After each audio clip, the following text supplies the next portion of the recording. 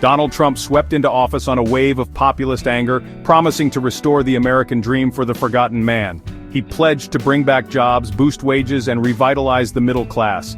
His economic policies, he claimed, would usher in a new era of prosperity, lifting all boats and making America great again. Central to this promise was the idea that by cutting taxes for corporations and the wealthy, wealth would trickle down to the rest of America, creating jobs and boosting the economy. It was a seductive message, particularly for those who felt left behind by globalization and economic change. However, the reality of Trump's economic policies proved to be far different from the rhetoric. Instead of ushering in a new era of shared prosperity, Trump's policies primarily benefited the wealthy and corporations, leaving the middle class and the poor to grapple with the consequences. His signature legislative achievement, the Tax Cuts and Jobs Act of 2017, slashed taxes for corporations and the wealthy, while providing modest and temporary relief for middle and lower-income Americans. The promised trickle-down effect never materialized, with corporations using their tax windfalls to buy back stock and enrich shareholders, rather than investing in new jobs or raising wages.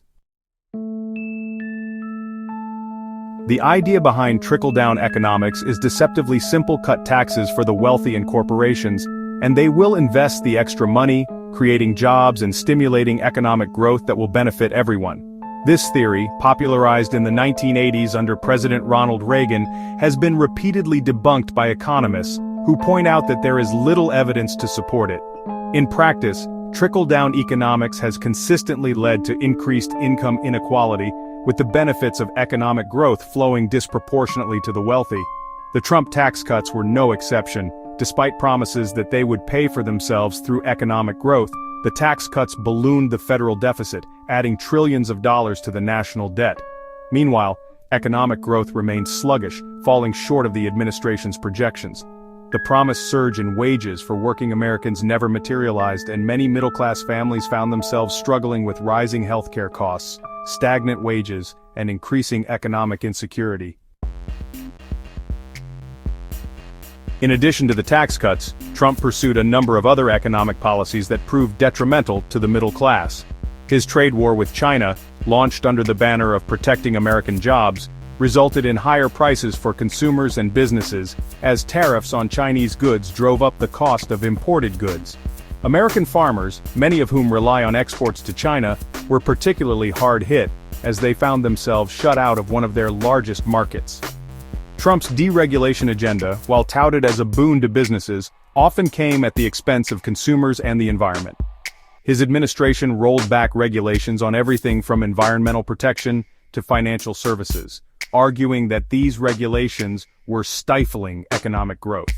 However, critics argued that these rollbacks would lead to increased pollution, greater financial instability, and weaker consumer protections, all of which would disproportionately impact the middle class and the poor.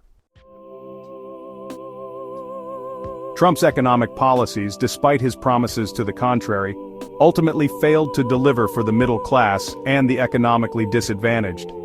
While the stock market soared during his presidency, fueled by corporate tax cuts and deregulation, the benefits of this growth were not shared equally.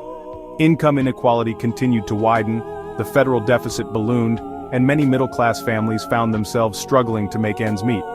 Moreover, Trump's policies often seemed to directly contradict his populist rhetoric. His attacks on social safety net programs, his attempts to repeal the Affordable Care Act, and his cuts to education and job training programs all disproportionately harmed the very people he promised to help.